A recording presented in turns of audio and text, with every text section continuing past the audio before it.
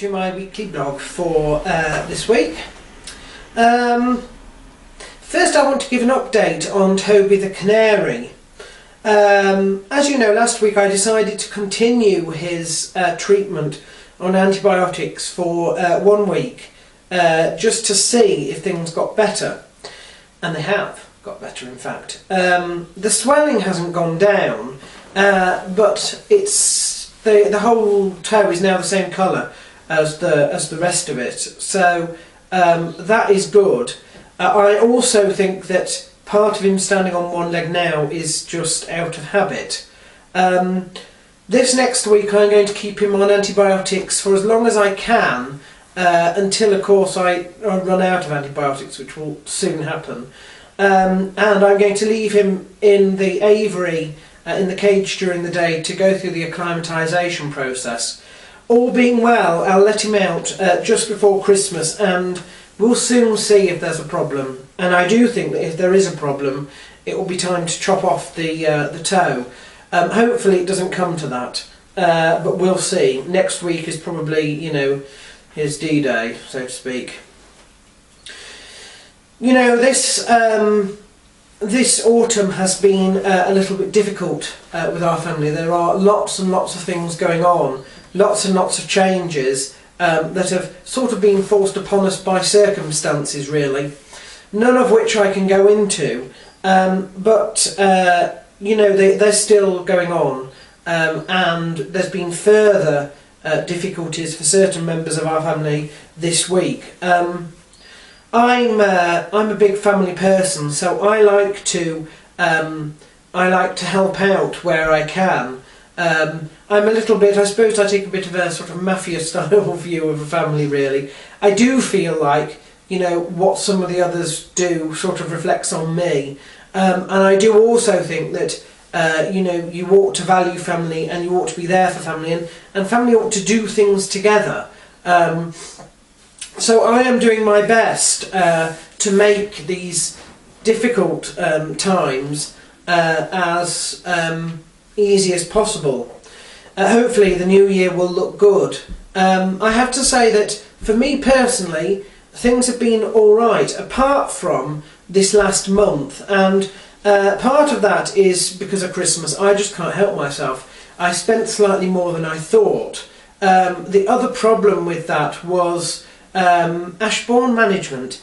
Ashbourne Management are the management group that are independent, and they manage the membership and the finances of the gym in town, which I quit. Now, I quit the gym for two reasons. Three reasons. Firstly, it's just too expensive. £40 doesn't include air conditioning in the summer, and it has no pool.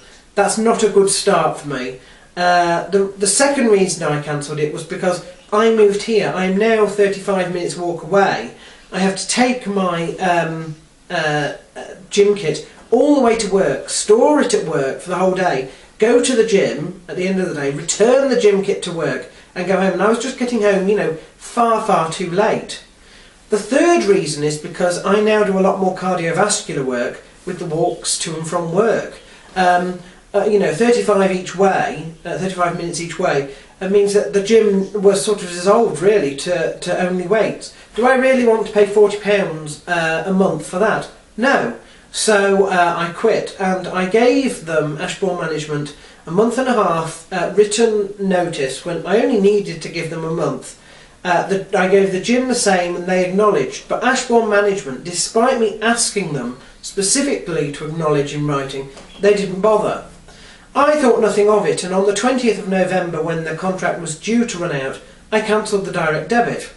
Little did I know, because what happens with these things is you usually have a minimum time that you have to be there, and if you cancel during that point, except for exceptional circumstances, you have to pay for the full amount. Now that's a year, and I started in 2010.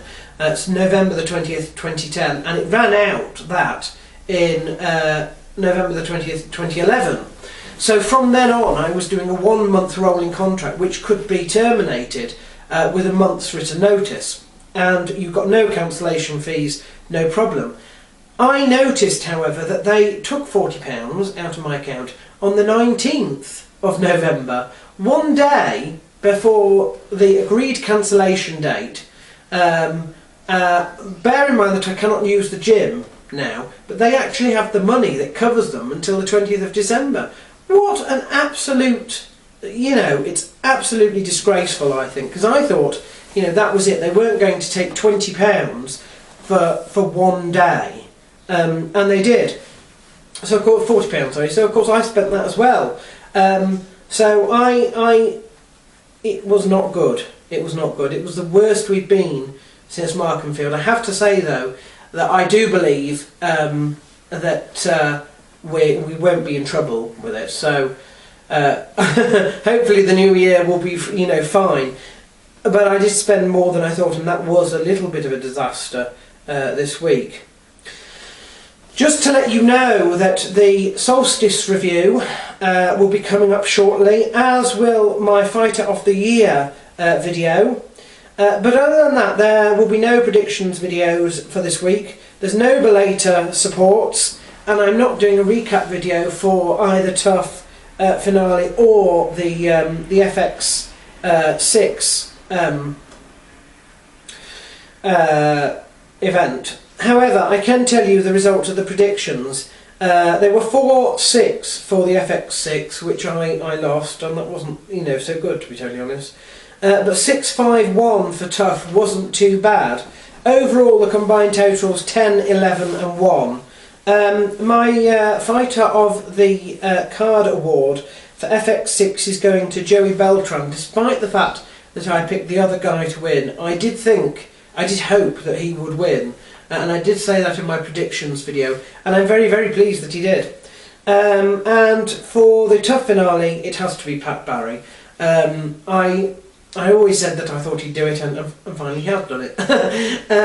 Those are the last two then entries into the Fighter of the Year competition, which will happen shortly.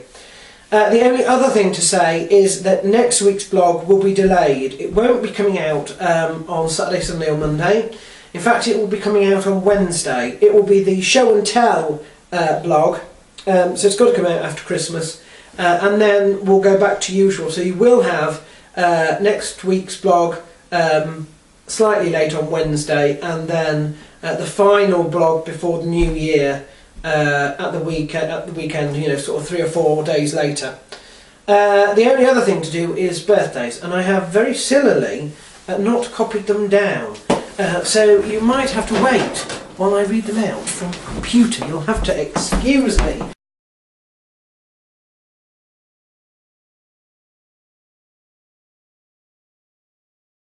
So this week we've got Roland DeLorme, Steve Carl, Rob Olivia, Scott Millier, Marcus Durant, Tracy Webb, and Kanika Pulver, who's the wife of Jens.